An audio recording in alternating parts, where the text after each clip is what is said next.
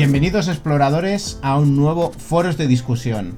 Hoy tengo el placer de estar acompañado por Umpi, Quique, Xavier Aragonés y Diesel. Por desgracia Sierra no puede acompañarnos y hoy vamos a hablar de lo que sería la exploración de nuestra vida. No solamente el lugar que más nos ha impactado por el motivo que sea, sino principalmente esa exploración que de alguna manera nos marcó. Pues nada, y ahora vamos a por el último, pero no menos importante. ¿Qué tal, Diesel? ¿Qué tal? ¿Se me escucha? Sí, ya dominas el poner voz, quitar voz al ordenador. Sí, no, porque cuando el ordenador no es mío, aunque sea una tontería, pero ya me pierdo, tío. Bueno, pues tú ¿cuál es la exploración de tu vida? Mira, sin duda, una fábrica de galletas que hay en Alemania. Pues mira, iba a hacer un chiste antes cuando aquí que ha dicho íbamos bajando niveles y llegamos hasta el 9º nivel y yo iba a decir y encontramos el tren de las galletas. Pues mira, por ahí estaría. A ver, realmente es lo que coincido con Dani, ¿no? Hemos visitado muchos sitios pero siempre hay uno que te marca más. ¿Pero por qué? También por la época, ¿vale? Por el motivo, o sea, por el momento en el que estás. Y yo, sin duda, el que más recuerdo tengo, o sea, el que más me impresionó, que no es el mejor, pero el que más me impresionó fue la discoteca Gran Velvet de Badalona. Hostia, la Gran Velvet. Yo iba con 17 añitos allí a bailar.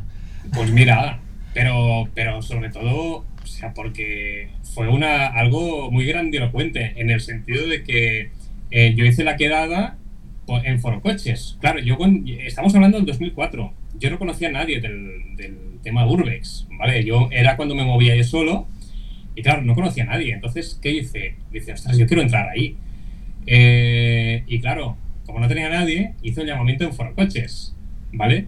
Y a partir de allí puse una fecha y dije, bueno, pues tal día quedada, ¿vale? En Gran Velvet. Y bueno, fue un auténtico bombazo en el foro porque, bueno, pues participó mucha gente, la gente quería venir y bueno, claro, yo había estado varios días pues por fuera de la discoteca haciendo las fotos, pero por dentro no me atreví a entrar porque primeramente que estás en un lugar que pasa todo el mundo, pasa mucho coche, está en mitad de la ciudad, ¿vale?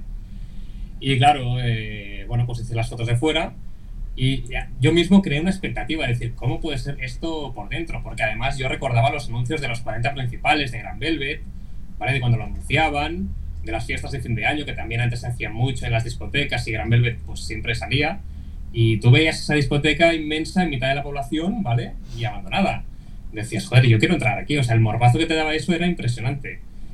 Y bueno, hice el llamamiento en Forocoches. De hecho, tengo el post por aquí, que lo estoy mirando aquí en el foro. Y quedamos, a ver, de hecho el título en Forocoches puse, ahora sí, quedada para visitar Gran Velvet, domingo 7 del 11 del 2004. ¿Os apuntáis? Este era el título. Y bueno, hice un llamamiento, se apuntaron, parecía que iba a venir todo el mundo, al final se apuntaron 5 personas, que es lo que pasa siempre, todo el mundo quiere venir, y luego al final vienen 4 o 5. Y bueno, pues quedamos aquel día, entramos, saltamos la valla en plan rápido para que no nos viese nadie, entramos por la misma puerta de emergencia, porque había 3 o 4 puertas de emergencia, entramos y la sensación al abrir la puerta y ver el espacio de la discoteca, eso sí, todo oscuro, pero eso fue un bombazo. Claro, en ese 2004 era para mí lo más grande que había visitado, era algo inmenso, era muy bestia, era un local que tú habías visto anunciado en la radio, en todas partes, que era muy conocido, y de repente estaba abandonado y tú entrabas ahí pues por la puerta y veías todo.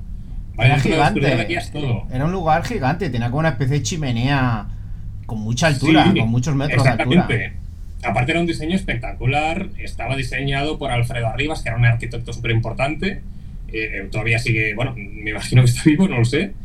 Es una discoteca que se diseñó entre el 91 y el 93, se inauguró en 1994, ¿vale? Y claro, eso fue un bombazo en la zona, era época de máximo apogeo de discotecas y claro, entrar ahí era impactante por eso, por lo que suponía. Esa discoteca cerró mira, estuvo abierta del 94 al 99, o sea, 5 años solamente, que no sé si el edificio se amortizaría. Pero, claro, entramos en el 2004, 5 años después del cierre. Aparte de discoteca, había sido plató de televisión del programa de Jordi González. Ahora no me acuerdo el programa que hacía entonces, pero Jordi González había hecho programa ahí en Telecinco. Y bueno, entonces entramos ahí con linternas, las linternas no servían de nada porque era tan grande aquello que las linternas se quedaban pequeñas. Sobre todo recuerdo la capa de polvo, empezar a toser, porque aquello era polvo a punta pala. Cada paso que hacías, claro, era polvo que se levantaba. Yo además recuerdo que llevaba la cámara de carrete, o sea, para que veas cómo iba todo, ¿vale? Pude hacer fotos, pues mira, gracias al flash de esa cámara pude hacer buenas fotos, ¿vale? Además, las fotos de antes de las cámaras de carretes eran más impactantes en zonas oscuras. Y bueno, entonces paseamos por ahí. Había además, lo primero que te encuentras en la entrada que entramos era un ¿cómo se llama? Un escenario, no, sí, un escenario que subía y bajaba, se levantaba y bajaba, ¿vale?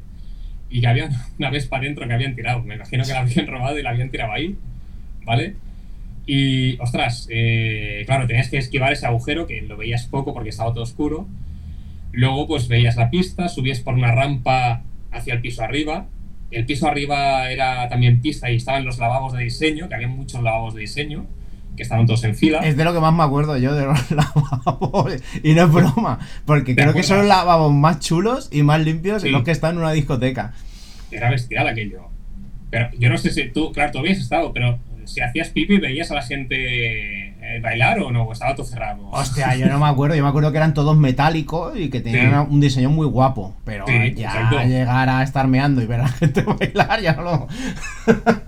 No, porque se comentaba eso. Lo que pasa, había muchos vuelos tonterías. No, yo creo que no me suena eso, ¿eh? Vale, no, supongo que no.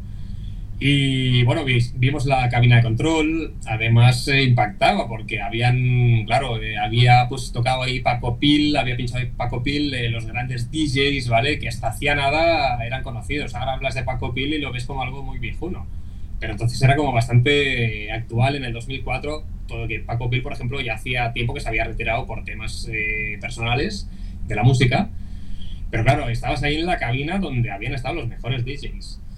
Luego fuimos ya, bueno, aparte de estar un rato ahí, nos perdimos un poco, luego nos reunimos otra vez, fuimos a los sótanos. Los sótanos es donde estaban los camerinos.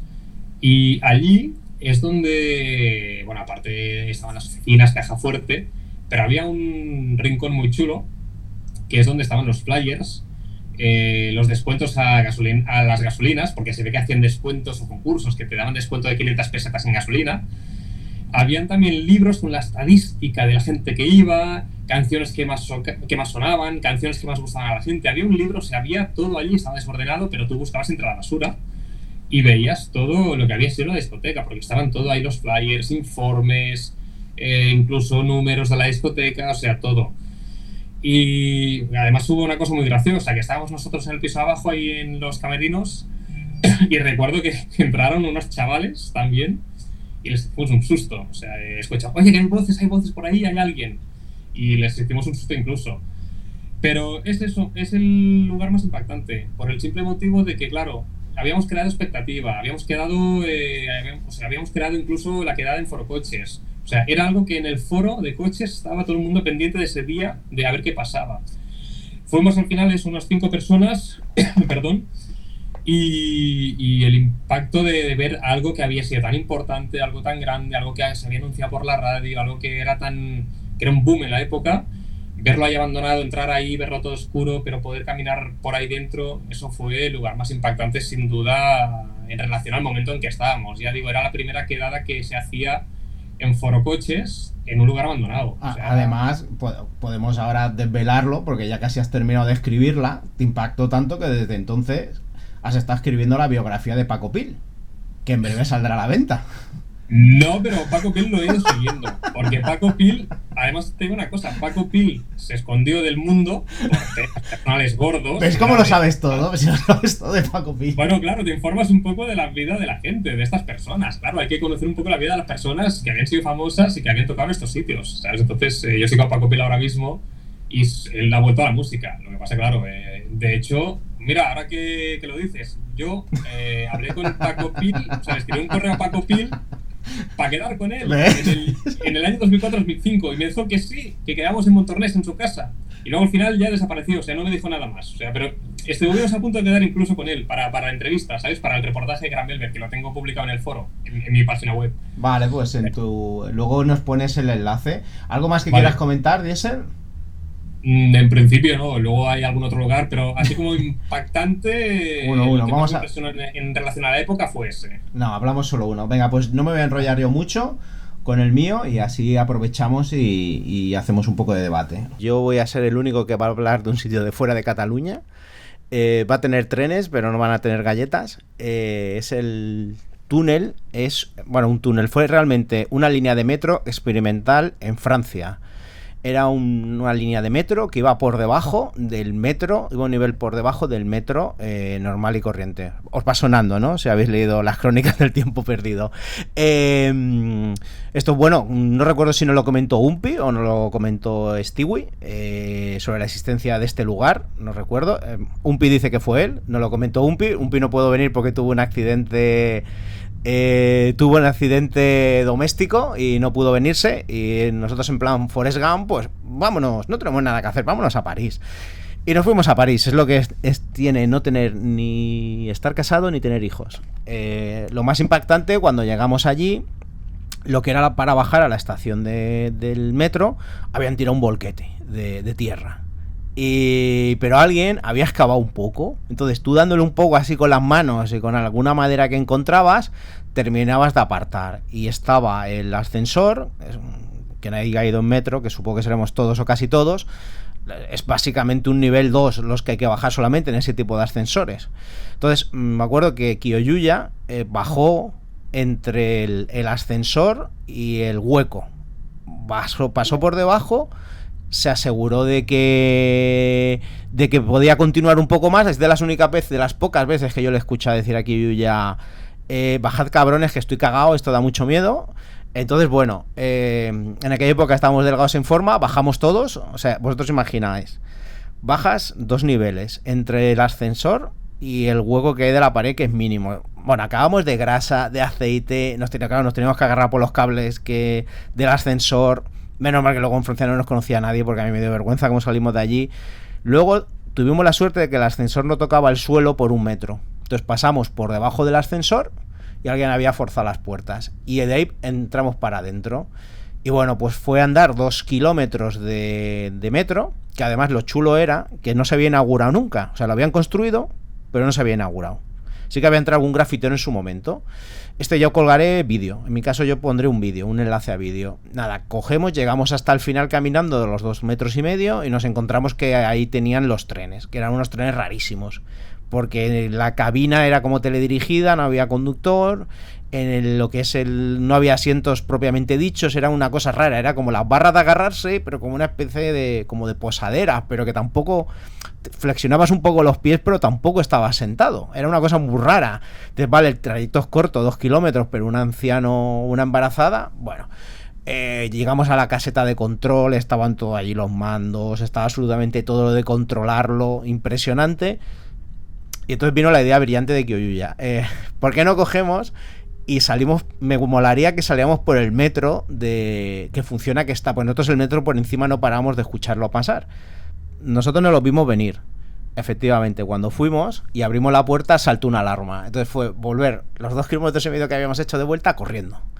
Y yo me acuerdo, que esto no se me olvidará nunca, quien ha conocido a Sergio T, quien no, bueno, lo comento ahora, Sergio T tiene una minusvalía, tiene un brazo solo. Cuando llegamos Kiyoyuya y yo, porque Sergio T hacía marchas de resistencia, estaba bastante, en ese sentido tenía más fondo que nosotros era más tema de escalada. Cuando llegamos a donde el hueco del ascensor, decimos, ¿dónde está Sergio T? Claro, tú pensás, estás en oscuridad total, iluminados por todos lados, y dices, hostia, a ver si que me lo he dejado atrás, que se ha caído. Y escuchamos arriba, estoy aquí. Entonces subimos arriba y le preguntamos, ¿cómo has hecho para subir con un brazo, tío? Por los cables. Y ha dicho, me agarraba con la boca. Era, con el derecho subía, se enganchaba con la boca, volvía a agarrarse con el derecho. Con el derecho subía, o sea, en la boca era como su brazo izquierdo. Hacía el efecto pince y se agarraba con la boca. Y bueno, es así muy, muy, muy resumido. Lo resumo mucho porque ya venimos de contar vuestras exploraciones de vuestra vida. Para mí esta fue mi exploración de mi vida junto con un lavadero de carbón que hicimos también en frontera con Bélgica y lo que ha comentado Quique. Y quiero aprovechar que estáis todos aquí. Ahora sí que el que quiera hablar, que abra micro y que comience.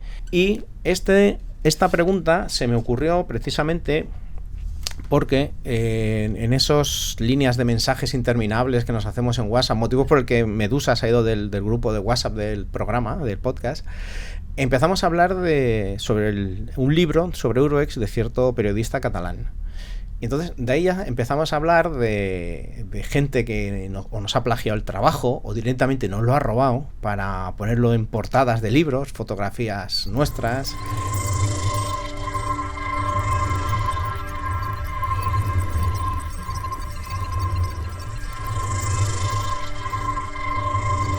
Acabo de encender la chimenea y por suerte voy a volver a hablar con una persona a la que tuve el placer de conocer hace ya unos cuantos años, en 2013, en un pueblo abandonado de Teruel, que me acompañaba Ardilla.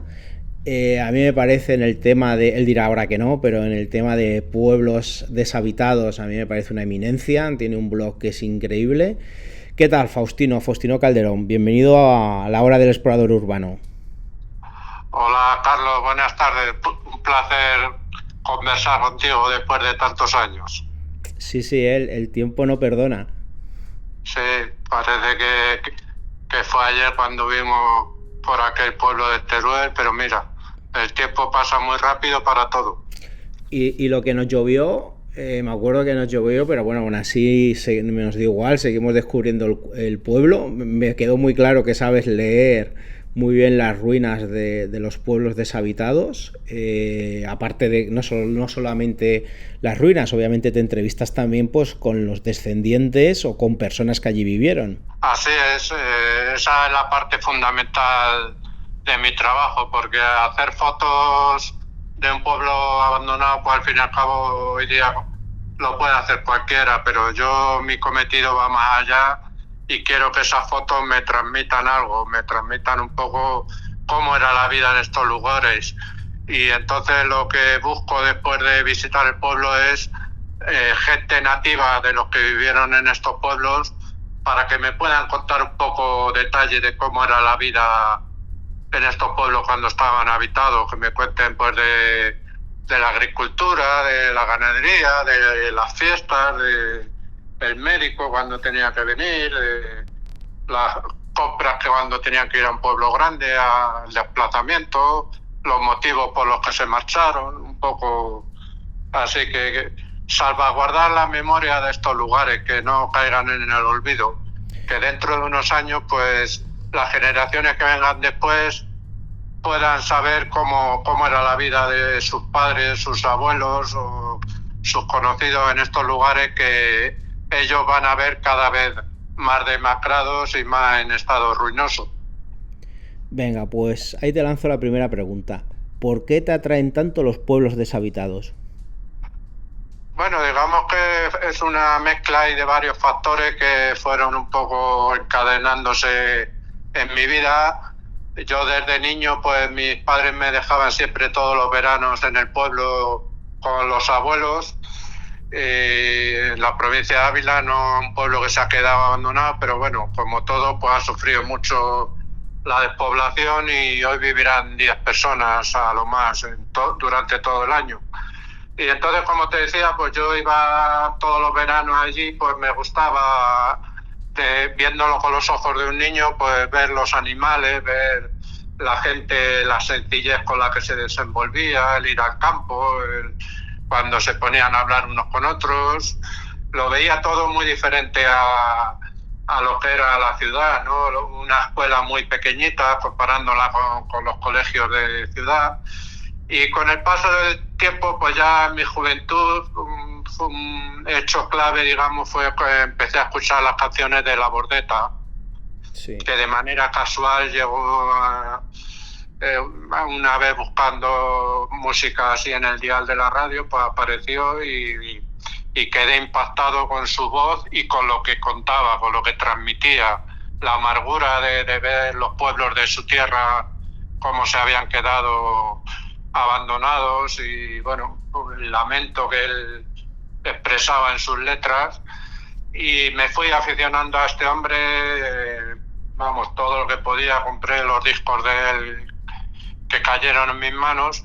Y luego el siguiente factor clave pues fue ya últimos de los 80, el año 89, había en las revistas estas de los suplementos dominicales de los periódicos de aquellos años, pues en una revista aparecía un reportaje de un pueblo que se había quedado abandonado recientemente en el norte de la provincia de Guadalajara, que se llama Villa Cadima. Y bueno, pues ahí estuve leyendo el reportaje y el autor hacía una semblanza de lo que había visto en el pueblo y una serie de fotografías. Y digamos que eso ya fue la espoleta que me arrancó, me picó la curiosidad, y a la semana o los 15 días, fin de semana, pues fui a visitar este pueblo de Villa Cadima. Y quedé totalmente impactado con lo que vi. O sea, era un pueblo que llevaba a lo mejor 15 o 20 años que se había ido las últimas personas. Estaba el pueblo todavía bastante entero, había muebles en el interior de las casas, había enseres, incluso la iglesia, que era románica, estaba abierta de par en par, sin objetos de valor, pero bueno, lo que es una iglesia por dentro en buen estado todavía. Y sentí una sensación tremenda, o sea, de una soledad, un silencio. Digamos que en ese momento la soledad me atrapó, escuché el silencio por primera vez en mi vida, fui paseando por las calles, no se veía un alma, en cualquier momento te daba la sensación de que iba a aparecer alguien que hubiera ido a hacer alguna faena al campo, pero no había nadie, o sea, y ese pueblo me dejó marcado, y desde entonces pues ya fue una carrera sin parar, desde Villa Cadima el primero hasta los 1000 y algo que llevo ya vistos. Pues ahí sigo con el tema y totalmente enganchadísimo al asunto. Esto, bueno, lo hemos estado hablando recientemente, antes de iniciar la entrevista. Yo vivo en un pueblo y es lo que dices tú, el silencio y el poder escuchar tus pensamientos. Así es que el silencio dicen que no tiene ruido, pero tiene, o sea, tú estás en un pueblo de esto y es que no escuchas nada, escuchas el silencio y los sonidos naturales que produce la naturaleza, el rumor de un río si pasa cerca, el aire batiendo las ramas de los árboles, o incluso las contraventanas de las ventanas que se han quedado mal cerradas o abiertas con el tiempo, pues si hace aire las vuelven a abrir.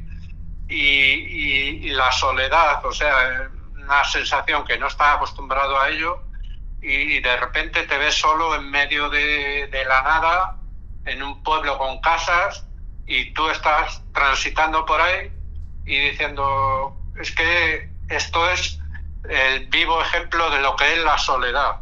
Y además yo precisamente a la Bordeta, en una entrevista que le hicieron, le escuché una frase parecida que decía: quien no ha estado en un pueblo abandonado no sabe de soledad y silencio.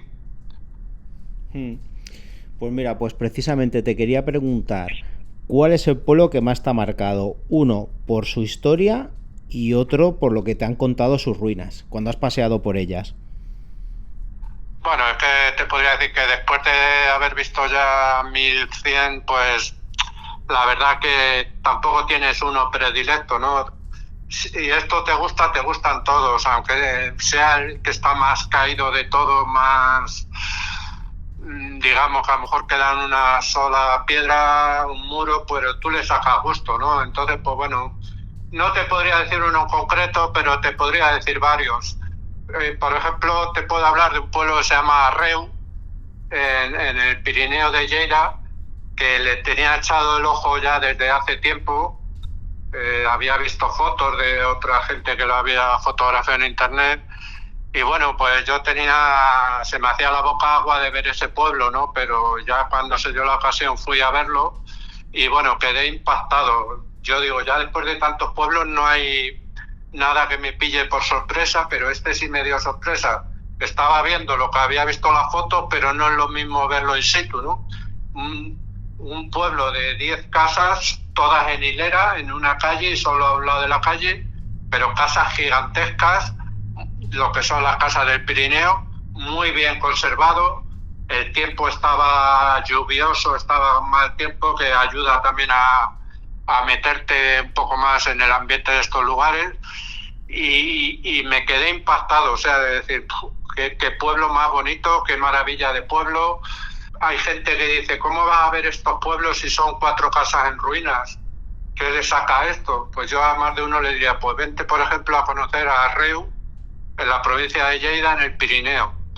Y te podría hablar de otro caso, que además lo he visto hace poco, que es en la parte sur del país, en Almería, un pueblo que se llama Los Canos, que bueno, algún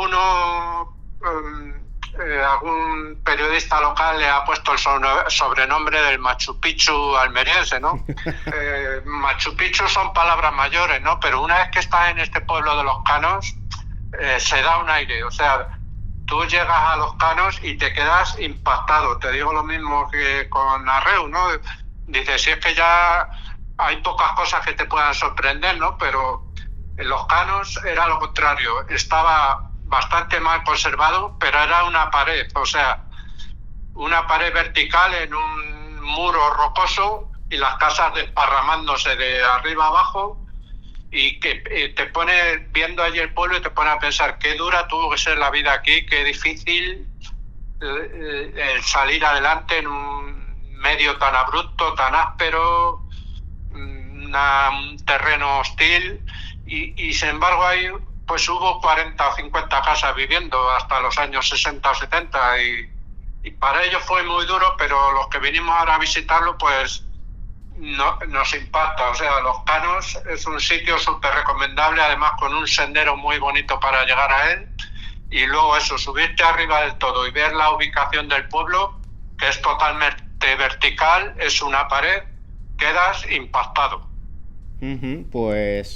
Pues me lo apunto porque yo he ido allí a ver algún pueblo abandonado, porque no me queda muy lejos, Almería, y pues mira, pues este me lo apunto. Pues ve a verlo, que ya te digo que te va a gustar.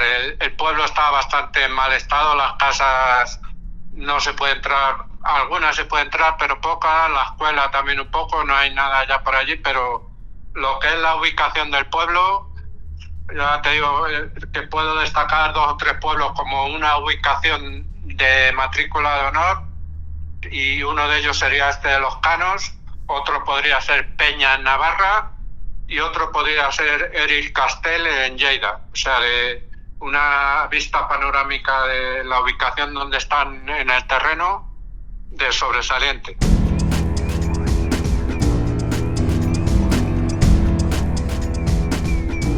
Gente que nos ha plagiado el trabajo o directamente nos lo ha robado para ponerlo en portadas de libros, fotografías nuestras.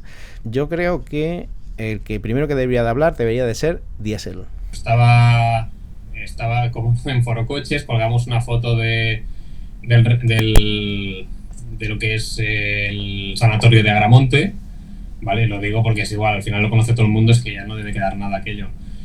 Y no sé si yo colgué el reportaje y luego habló gente o el post se volvió a subir al cabo de un tiempo, y hablando del tema, alguien me dice, ostras, mi primo ha escrito un libro sobre el sanatorio, un libro de fantasía sobre el sanatorio, y ha utilizado la foto esta no, puso la foto del libro, Sí, y dije, coño, esa foto me suena. Y dije, esa foto es mía. Y lo miré bien, sí, era mi foto, era una foto que había hecho yo, que además, si no recuerdo mal, se veía una persona de fondo en la sombra, que es un amigo mío también que estaba allí haciendo la exploración conmigo. Ahora no recuerdo si estaba este chico o no, porque hice una foto del pasillo y una aparecía este amigo mío y la otra no. Ahora no me acuerdo, pero dije, esta foto es mía.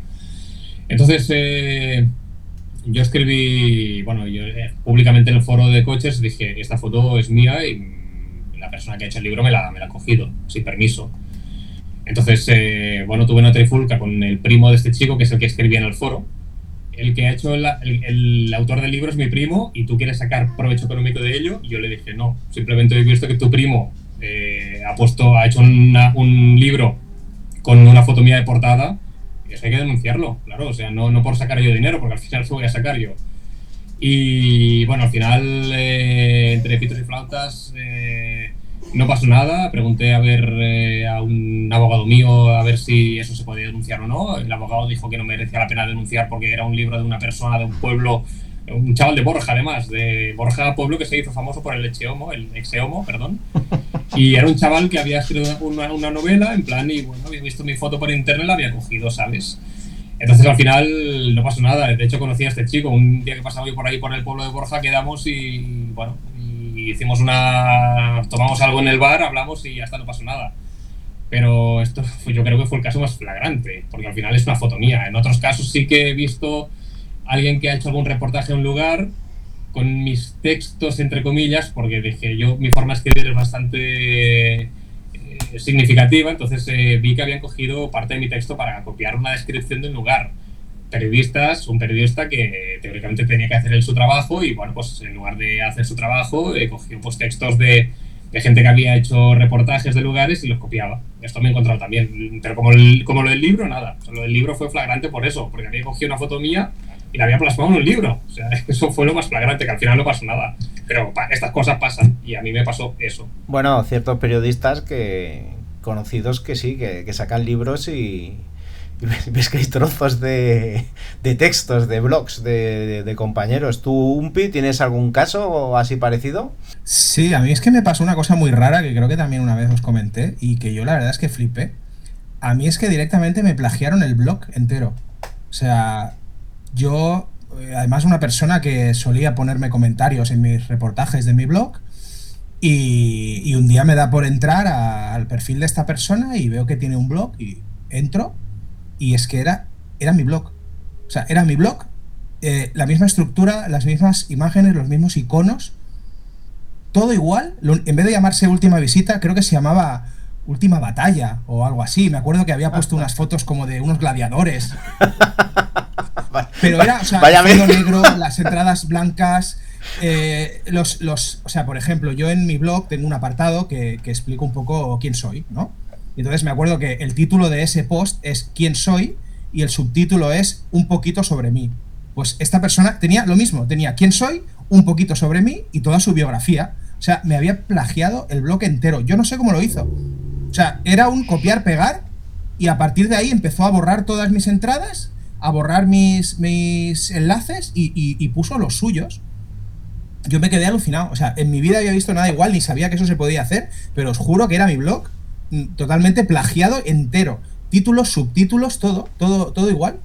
Y nada, hablé con él, se hizo el loco, me dijo que no sabía nada, lo denuncié a Google, puse lo hice por internet, lo hice todo online y a los pocos, no sé, a la semana o quizá o 10 días, fue hace muchos años, no me acuerdo, sé que al poco ese blog desapareció por completo y nunca más volví a saber nada, pero no sé, yo no había visto en mi vida ni sabía que esto se podía hacer, pero yo os juro que a mí me duplicaron el blog. No, bueno, mira, a mí me pasó algo parecido, no tan heavy como lo tuyo. A mí de mi canal de YouTube, el tío fue un avispado. Cogió y se descargó los 3 vídeos que más visualizaciones tenían y se hizo un canal de YouTube con mis vídeos más vistos. No se llamaba Urbesleone, obviamente, pero el tío, y de hecho fue el mismo YouTube. Y al principio digo, ¿qué hago? No hago nada. Es que me da una tontería. Y luego me acuerdo que lo volví a mirar a la semana y el cabrón había subido otro vídeo, ¿sabes? Digo, bueno, a ver, entonces esto ya te estás aprovechando del trabajo de otras personas. Y luego lo que me ocurrió, que a mí es una cosa que me jodió mucho, es que tuve que empezar a poner marca de agua en los vídeos, que a mí no me gusta poner una marca de agua. Pero viendo esos tipos de comportamientos no me quedó más remedio, porque si vosotros veis, los que nos están oyendo, mis vídeos, los primeros no tienen marca de agua. Entonces, ¿sabes cuándo me ocurrió? Cuando ves que ya en cierto año, en cierto mes, empiezo a ponerle la marca de agua. Xavier Aragonés, ¿tú has pasado por algún trance de estos tan maravillosos? No, la verdad es que yo no he tenido la suerte de que me plagiaran como vosotros. No he encontrado a nadie que apreciara tanto mi trabajo como para intentar copiarlo. Que se quisiera aprovechar, ¿no?, de ti. No, la verdad es que no. Bueno, alguna cosilla puntual. Recuerdo una vez que en una emisión de una entrevista en TV3, creo que era con algún político, creo que era con el entonces conseller del tripartito, creo que era Joaquín Nadal, creo que hablaban sobre carreteras. Y bueno, lo típico, ¿no? En el plató pues había entrevistado y en el fondo pues una pantalla en la que había como una especie de carrusel de imágenes sobre lo que se hablaba. Y claro, veo que en un momento dado digo, hostia, esta foto me suena, ¿no? Es una imagen nocturna así de un tramo de carretera, se ve el lago de unas luces que pasan y al fondo el mojón del kilómetro 666 de la Nacional 2, ¿no? Es un punto al que yo había ido muchas veces a hacer fotos y enseguida reconocí que esa foto era mía. Nada, se me ocurrió compartirlo en Facebook y mucha gente me dijo que tendrías que reclamar porque por lo menos el derecho a que se citara tu autoría, además. Pero la verdad no me di mucha más importancia. Y alguna otra vez sí que he visto que en algún medio local, pero ya hablo de blogs, o de incluso publicaciones de redes sociales, de emisoras de radio local, de periódicos locales, por ejemplo, creo que fue en el caso del Movie Bay, que era un hotel también abandonado de la zona del Maresme que estaba en ruinas, y creo que Radio Palafolls que utilizó una foto mía, pero me citó. No me pidieron permiso para utilizarla, pero por lo menos tuvieron la gentileza de poner foto de Xavier Aragonés. Bueno, pues Quique, ya solo nos quedas tú como objeto plagiado. ¿Qué nos puedes aportar como anécdota? Pues yo tuve un caso que me resultó bastante simpático, y es que era un chico sudamericano que en todos los foros en los que entraba y en Facebook decía que era yo.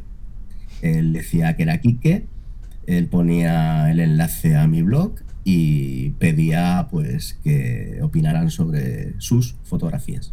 Pero a ver, pero solo suplantaba en temas de Urbex, o por ejemplo cuando quedaba con tu novia se hacía pasar por ti también.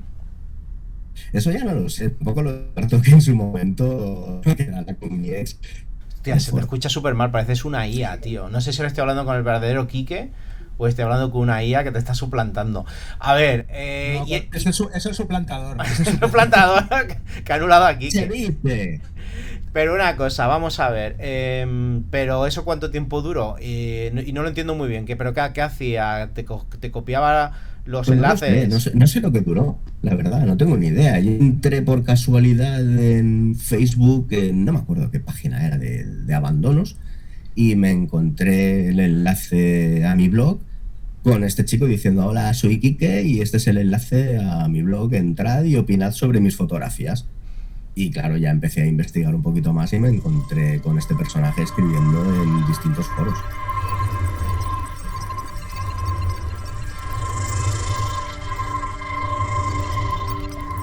¿Cómo responde la gente que lee tu blog? Porque me imagino que habrá mucho descendiente o personas que vivieron en estos pueblos que visitas.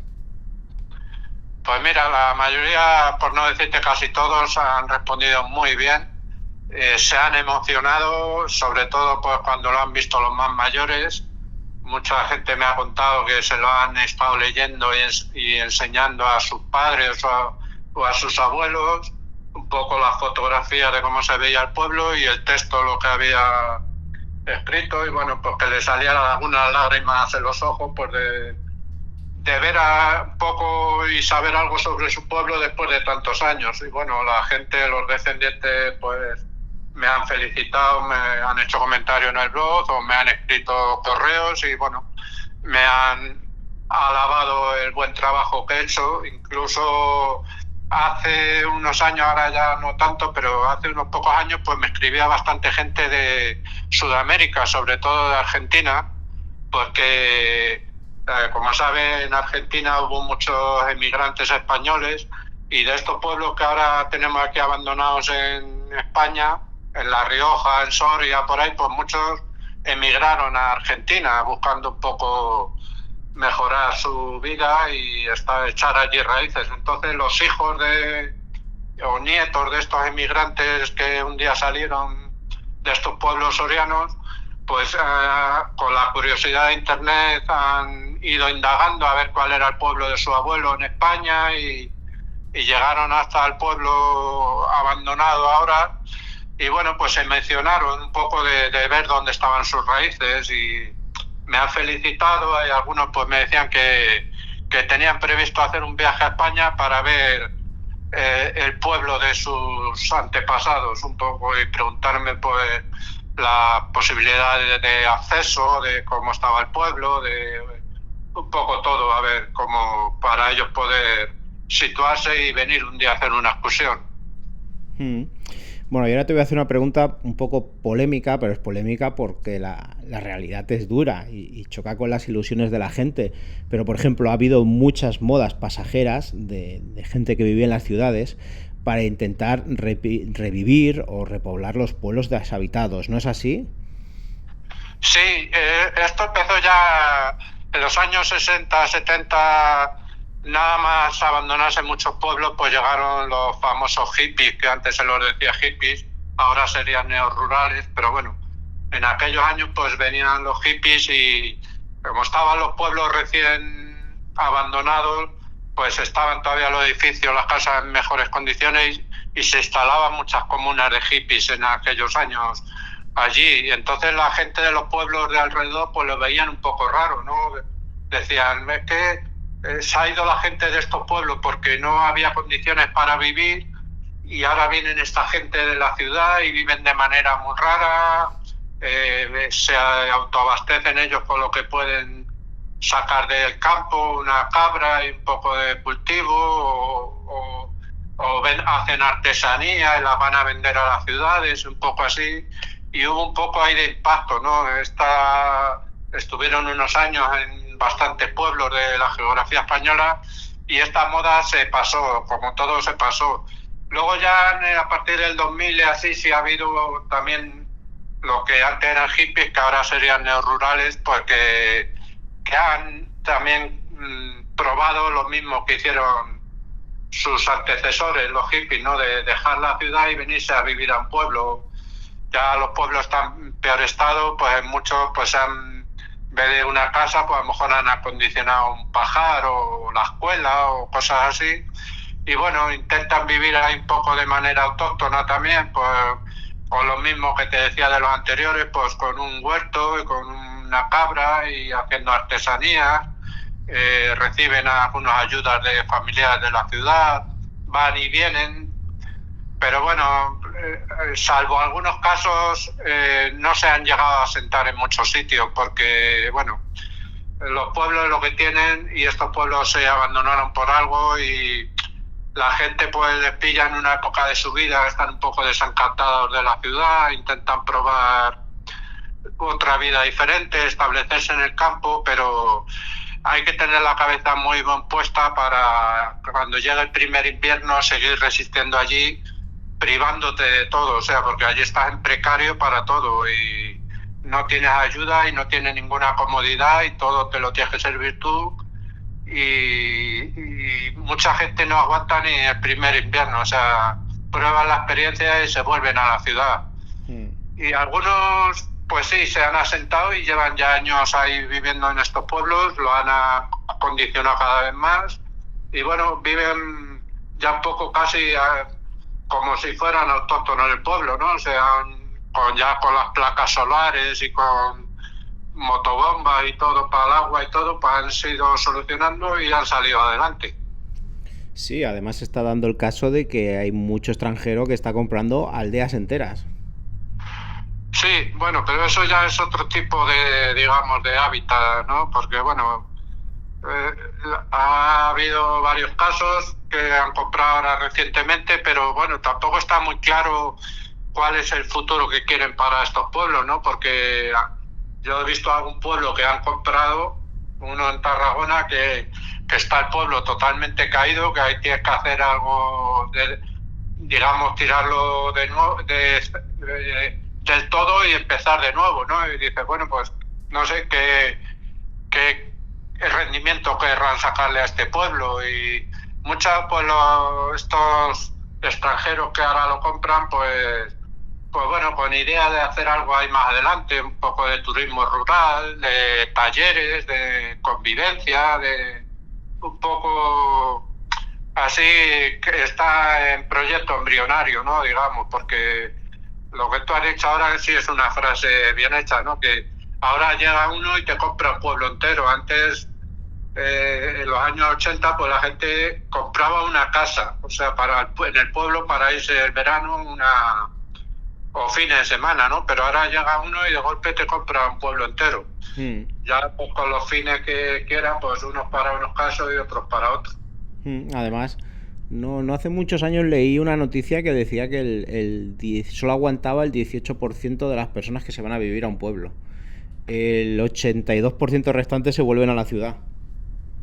Y yo diría que incluso menos, o sea, es que ya te digo, yo estuve una vez en un pueblo de Huesca que había un neorrural allí, un chico joven que tendría 25 años y el chico estaba muy ilusionado con todo, pues me empezó a contar que si esto, que si lo otro, que si voy a hacer aquí, que si tal, que si no sé qué, pero no sé, yo entré, luego me invitó a entrar el chico al edificio que había acondicionado como vivienda, que era un pajar antiguo de los que tenían antes en el pueblo, y bueno, yo pensé para mí, digo, ole las narices de este chico, es de admirar y el valor que tiene, porque era una precariedad todo, o sea, lo que era el pajar antes, ¿no? Que metían ahí, pues, pienso, la paja, un poco ahí, pues, un espacio pequeño, y él tenía ahí todo acondicionado a su manera, pero está claro que privándose de toda comodidad y todo, y yo digo, bueno, pues, este chico ahora joven, pues a lo mejor quiere un poco darle un nuevo aire a su vida, pero yo creo que así mucho tiempo no podrá aguantar, porque cuando pasen los años no sé qué futuro habrá ahí.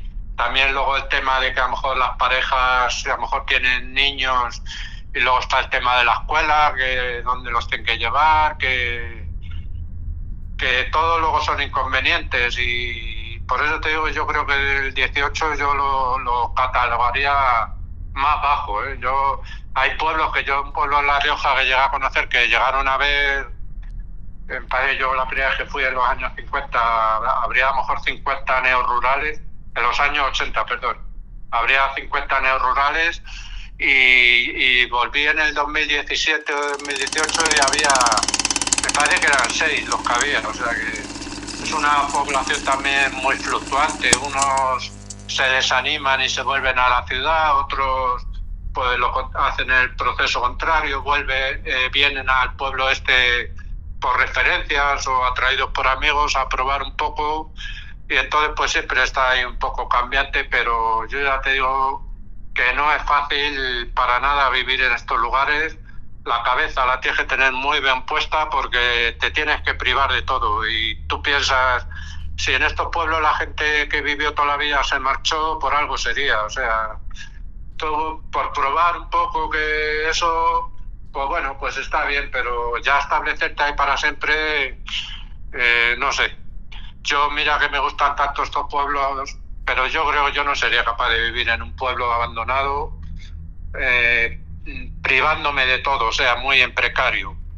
Entonces, se puede decir que es muy difícil la solución para que estos lugares no acaben desapareciendo.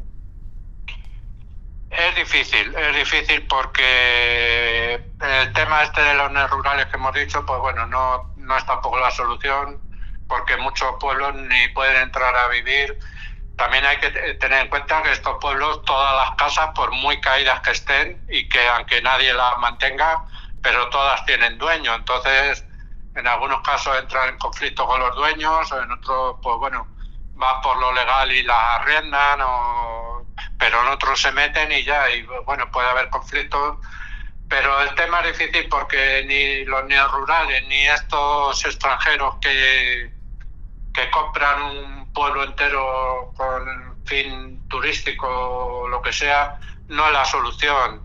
Luego se está dando también muchos casos, o unos cuantos casos, que se están recuperando pueblos que en los años 80 o 90 se quedaron vacíos, y los descendientes de esos que se fueron, los hijos, pues han visto que tienen una casa ahí familiar en el pueblo y están recuperando la casa y se van animando unos a otros, y donde antes no había ninguna casa arreglada, pues a lo mejor ahora hay 6 o 7, van en temporada solo de verano, un fin de semana, y bueno, hacen un poco convivencia, intentan recuperar el día de la fiesta patronal, cuando era antiguamente, de reunirse a todos allí. Pero la cosa va muy despacio porque las administraciones, que en el fondo fueron los culpables de que estos pueblos se quedaran vacíos, pues llegados al 2020, pues las administraciones por lo general se desentienden de estos lugares. Como no hay población estable, pues no genera votos, no genera protestas, y entonces pues ni arregla los accesos, que porque en muchos sitios malamente se puede llegar con un coche. Luego no hay servicios, no hay luz, no hay agua, no hay... bueno, ya decir tema de alcantarillado y de limpieza y todo eso por descontado. Todo lo que eso se lo tienen que generar pues los propios familias que van un poco recuperando la casa familiar, pero de las administraciones no reciben ayuda, y así es difícil. Cada administraciones dicen, es que si no hay gente, ¿cómo vamos a invertir en estos pueblos? Y la gente dice, es que si la administración no invierte, ¿cómo vamos a volver al pueblo, a recuperar la casa familiar? Y entonces un tema ahí un poco que tiene difícil solución. La mayoría de los pueblos pues van a seguir su camino imparable hacia la ruina, y otros pues ya lo que te digo, pues el empuje de los descendientes de los que un día se fueron, que con mucho tesón y mucho esfuerzo van recuperando la casa, van atrayendo a su vez a otros, y se van a quedar muchísimos pueblos pues como segunda residencia, fines de semana y verano y poco más, pero no para vivir continuamente. Bueno, me imagino que se han perdido muchos oficios y formas de vida. Exactamente, o sea que es que el oficio que tú dices que desempeñaban esta gente, que estaba todo basado en la agricultura, en la ganadería, eso ya no tiene sentido en la época actual, porque lo que antes en un pueblo te hacían 20 personas trabajando a mano, ahora llega una persona con un tractor y te lo hace en un día. Entonces ya no podría vivir la misma cantidad de gente que vivía antes en estos pueblos. Y ya todo es más industrial. Antes todo ellos se lo tenían que procurar, y todo sacarle rendimiento al campo y a la naturaleza con los medios que ellos contaban. Ahora pues tú ya compras una máquina, compras cualquier aparato y te hace todo. Y lo antiguo ya se ha perdido. Hablamos de hacer el pan como lo hacían antiguamente, de ordeñar los animales, de labrar al antiguo, de todo. O sea que es un cambio muy radical el que ha acontecido en el mundo rural de 30 o 40 años, de pasar a un sistema de autosuficiencia y autoabastecimiento, ahora a buscar el apoyo, digamos, de las nuevas tecnologías que poco a poco, con cuentagotas, van llegando al mundo rural. Bueno, pues sintiéndolo mucho, esta entrevista comienza a llegar a su fin, y me gustaría preguntarte si tienes alguna consideración final que quieras exponernos antes de cerrar la entrevista. Bueno, pues consideración, porque el que no haya ido nunca a un pueblo abandonado, que vaya, que se deje abrazar por la soledad, que escuche el silencio, que contemple los edificios y que se retrotraiga en el tiempo, que deje volar la imaginación y que vea cómo era la vida cotidiana en un pueblo de estos. El decorado, digamos, que está puesto, y tú con la imaginación pues tienes que poner los actores. Si estás delante de la puerta de la iglesia, pues imaginarte un domingo cualquiera, cuando al terminar la misa que la gente salía hacia el corrillo en la puerta de la iglesia, conversando un poco con sus mejores ropas. Eso sí que hay que tenerlo en cuenta, que la gente era cuando un poco se evadía del trabajo del campo, y el domingo era cuando estaba reservado para llevar una vida un poco más descansada, y se ponían, simplemente para ir a misa, pues se ponían la mejor ropa que tenían.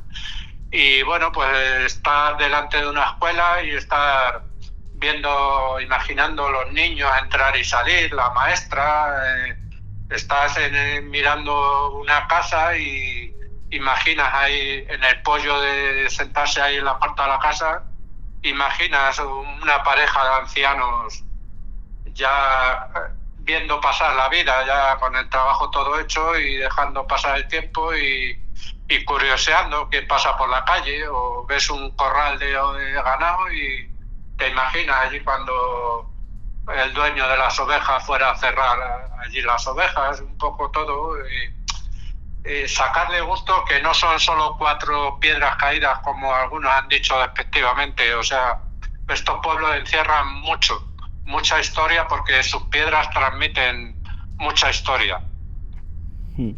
Pues nada, Faustino, a ver si no tardamos tanto la próxima vez en contactarnos, y si puede ser viéndonos en un pueblo deshabitado, mejor.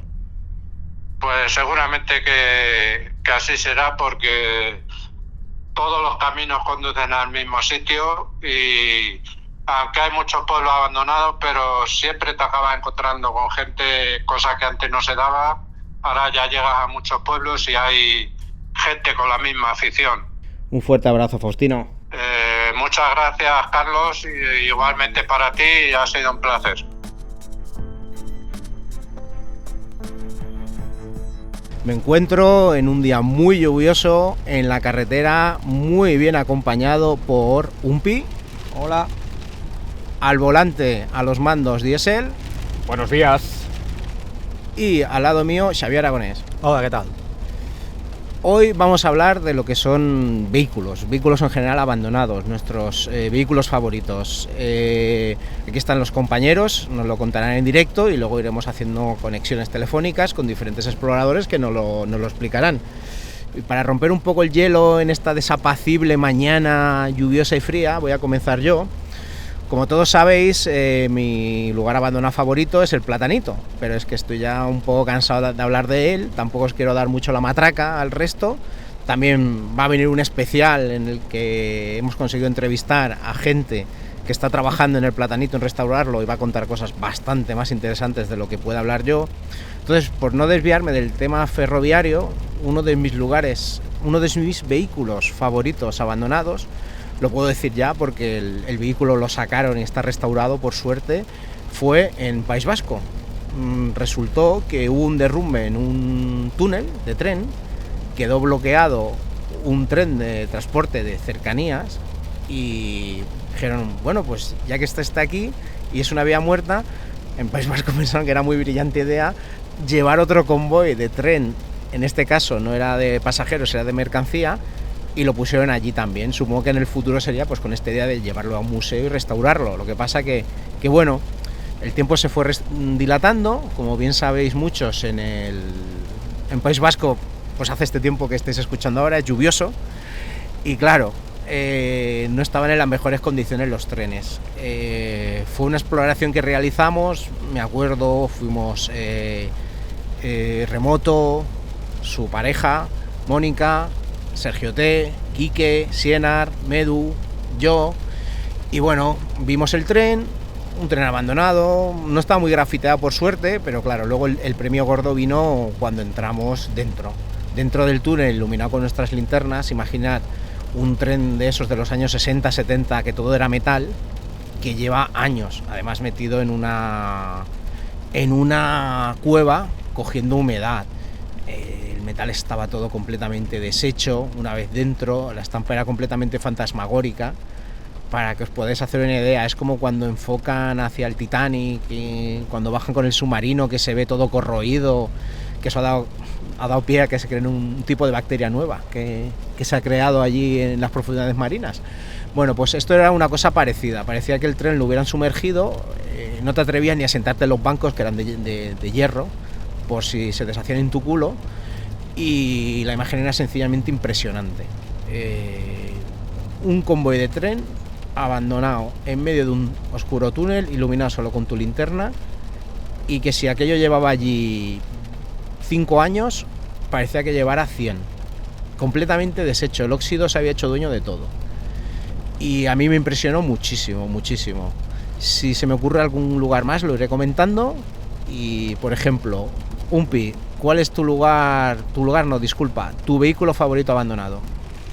Pues yo me voy a ir un poco por las nubes y voy a decir que mi vehículo favorito abandonado es un avión, que tuve la suerte y la oportunidad de visitarlo, si no recuerdo mal, en el año 2010 o 2011. Es un avión que estaba abandonado en mitad de un campo en la frontera entre Bélgica y Alemania. Nos costó mucho encontrarlo porque además me acuerdo que era una mañana que había muchísima niebla y al final resultamos que éramos un grupo de 10 o 12 personas vagando por una especie de bosque en el cual no veíamos más allá de 5 o 6 metros por delante porque la niebla era muy espesa. Y al final de repente, pues imaginaros, ¿no?, que en mitad de un banco de niebla de repente os encontréis con un avión de pasajeros totalmente tirado en mitad de un campo, con las dos alas despegadas pero correctamente puestas como si estuviera en su sitio pero separadas del avión, y todo lo que es el fuselaje completamente entero y allí reposado sobre el suelo. Sí que pudimos investigar un poco de la historia del avión y supimos que, bueno, gracias a la matrícula del avión y a San Internet, que había sido un avión que había tenido mucha vida, que había pertenecido a varios países y que sus últimos vuelos los hizo perteneciendo a una ONG de Nueva Zelanda en labores humanitarias. Entonces sí que es cierto que al entrar observamos que le habían quitado la mayoría de los asientos y creímos que, como digo, pues al pertenecer a una ONG en sus últimos vuelos se había utilizado más como avión de carga que no como avión de pasajeros. Aunque aún quedaban algunas filas de asientos también pues bastante oxidadas y era no todos los días se tiene la suerte de poder entrar a un avión grande, a un avión que, insisto, había sido un avión de pasajeros y que te lo encuentres en mitad del campo. La cabina estaba prácticamente intacta, los asientos de los pilotos estaban intactos, los mandos de la cabina estaban todos intactos, faltaban algunas piezas, pero muy pocas. Y de nuevo fuera, pues imaginaros también las grandes hélices del avión estaban también allí posadas sobre las alas y fue, bueno, como una imagen muy apocalíptica, ¿no?, de encontrar ahí en medio un avión y además poder entrar y poderlo visitar por dentro. La verdad es que me han pasado muchos años y me sigo acordando. Pues ha parado la lluvia, pero nuestro viaje todavía no ha terminado, así que vamos allá con ello. Ahora será Diesel quien nos explicará no un vehículo, sino sus dos vehículos favoritos abandonados. De hecho, 3 vehículos. Toma, 3. Porque uno fue el que me impactó mucho, que es una visita que hicimos en una Euroquedada, que estaba Dani, ¿vale? Un pi, que había un Audi Coupé en una casa. Era la casa de un médico. Entonces, estaba el coche ahí, todavía estaba bien, la casa sí que la habían vandalizado un poquito, pero todavía era fotografiable. Y yo recuerdo que todos fueron a hacer la foto de la casa y yo me quedé todo ese rato en el coche, ¿vale? Haciendo fotos por fuera, por dentro, porque a mí me impactó ver un coche tan bonito como es un Audi Coupé, ¿vale?, de esos años 80, ahí en el garaje. Ese por un lado. Luego, me has fallado, Diesel. Pensaba que te vas a referir al tren de la fábrica de galletas, porque tampoco es muy habitual encontrarte un tren de pasajeros abandonado dentro de una fábrica abandonada. Como hallazgo. Y aparte de esa fábrica estuvimos, ¿qué? ¿7 horas? Más de 7 Muchísimo. horas. Estuvimos horas, era una fábrica de galletas inmensa, con estación de tren propia, pero dentro del recinto, no fuera, dentro del recinto. Bueno, un segundo, ahora por culpa de Umpi va a decir sus 4 vehículos abandonados favoritos. Pues sí. Y ese tren, a ver, no es que fuese mi favorito, pero visualmente impactaba. Era un tren además con su locomotora y sus 3 vagones, que supongo que debían estar llenos de gente cuando iban a la fábrica, y ahora pues había quedado ahí abandonado. Además el tren estaba cerrado en la estación, o sea, tú no podías... Sí, la estación era como subterránea y estaba dentro, no es que estuviera al aire libre, o sea... Era una planta baja, de hecho. Exacto. Y tenía su puerta para cerrar, o sea, tú no podías entrar por ahí, entramos por otro sitio, pero, o sea, tenía la puerta para que no entrase la gente. Y ese fue, visualmente, a ver, no fue mi preferido, pero visualmente era impactante, porque estaba ahí abandonado junto a la fábrica, dentro de la fábrica, de hecho. Y los otros 2 vehículos que faltan fue en Islandia. Un avión que cayó allí en un descampado, y creo que hubo un lío porque se pensaban que volaban por un sitio y luego volaban por otro, bueno, una confusión de esas que pasaban antaño. Aterrizó perfectamente, sus tripulantes se salvaron, lo que pasa es que sacaron el avión de allí y ya no podía coger carrerilla para sacarse de ahí con el tiempo, entonces el avión se quedó ahí. Lo que impacta, que es una atracción turística hoy en día, o sea, la gente había centenares, no, más, no te diré miles, pero había mucha gente que iba a visitar ese avión, que de hecho es un lugar que está apuntado como lugar turístico y daba tanto juego, o sea, iba tanta gente que han puesto una línea de autobús para ir de la carretera principal hasta el avión para que vayas tú con el bus. O sea, antes se podía ir con el coche, ahora no, ahora han hecho el negocio. O sea, han puesto una línea de bus para ir a ver un avión abandonado, es increíble.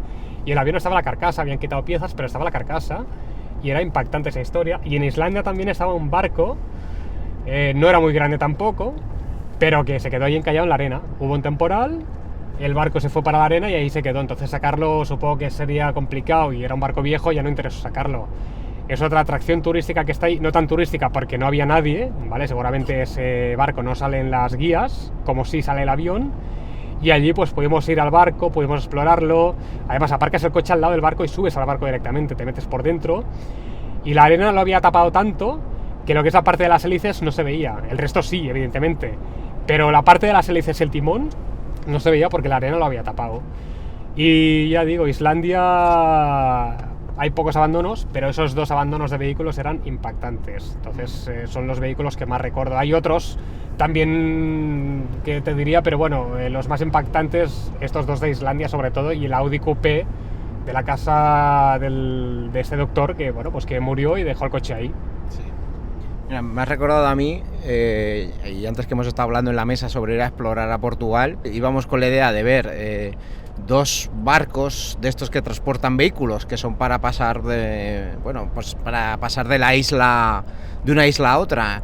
Y a mí me impactó mucho porque los vándalos habían entrado y habían abierto una de las compuertas y habían lanzado los coches al mar. Estaban allí, claro, había un nivel estaba en la orilla los 2 barcos abandonados y habían ido lanzando los coches al mar y algunos estaban hasta de pie, clavados en la arena. Y tengo vídeo de eso, algún día tendré que publicarlo. Y lo que más nos impactó, que cuando nos dimos Meidu cuenta y yo, también haciendo referencia a algo más de que hemos hablado antes, que es madrugar, que el nerviosismo y que mola madrugar, llegamos al amanecer, íbamos, pues exploramos aquellos 2 barcos y cuando nos dimos cuenta ya que ya había luz y se veía bien, que había un tercer barco abandonado al lado, todavía más grande que los otros 2, y allá que nos fuimos a explorarlos. Esto lo cuento para cambiar un poco de tanto trenecito que explico, pero a mí la verdad es que puede ser que estos 3 barcos y esa imagen apocalíptica de gente que ha lanzado coches por la borda, a mí me impactó mucho. Xavier, ¿tú quieres comentar algún lugar, algún vehículo abandonado? Bueno, sí, yo seré breve, porque tampoco tengo mucho que decir al respecto, pero un vehículo que realmente me impactó más que nada por lo inesperado, fue un telesilla que encontramos en una clínica de rehabilitación que estaba en desuso, digamos en el litoral catalán. Vamos a decir en el Maresme directamente porque el lugar ahora está funcionando y está en uso, no hay riesgo de que se vandalice.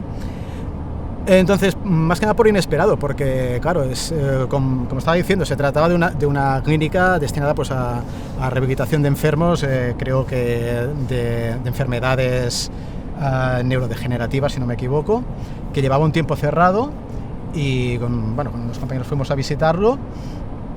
Y cuál fue mi sorpresa, porque no tenía ni idea de que me iba a encontrar una instalación con 2 telesillas, con las correspondientes torres y el cable que los lanzaba montaña abajo, allí pues allí en medio, en una colina que dudo que fuera más de 300 metros de altura. Es algo que te esperas encontrar en una estación de esquí, por ejemplo, pero no en una colina del litoral catalán, ¿no? Entonces me hizo gracia encontrarlo. Realmente se veía que llevaba mucho tiempo en desuso. Dudo realmente que hubieran llegado a funcionar, y se veía sobre todo en el estado en que se encontraban, ¿no? Con la pintura descascarillada, óxido por todos lados. Y el diseño que tenían no era como un de un telesilla de estación de esquí, como es la típica silla que te sientas y tienes los pies ahí colgando con los esquíes, sino era más bien como una plataforma, a modo de un funicular, pero de tamaño más reducido, ¿no? Y sin cristalera ni nada. Voy a aportar yo información sobre ese lugar porque yo trabajé en ese lugar a mediados de los 90. ¡Hostia! Cuando vivía en Barcelona, en el tema de control de plagas, ese lugar ya estaba medio abandonado. Era de rehabilitación de enfermos, como has comentado tú. Y yo no me suelo sugestionar mucho, y cuando ibas por los pasillos del lugar, que ya había alguna planta que ya no utilizaban ni algún ala, hostia, aquello era como El Resplandor. Era largo, acojonaba. Y también tengo que decir, como yo estuve allí yendo a trabajar 3 años, que cuando yo estaba cazaron a gente, que no eran exploradores, eran chavales. Cazaron a gente, porque yo tenía muy buena relación con los de seguridad, y decían, mira, acabamos de ver a unos por el control de cámaras, voy ahora con la moto y yo los engancho por aquí y yo los cierro por allí, bueno, por los chavales. De hecho, nosotros nos pillaron, al final también, y nos echaron muy amablemente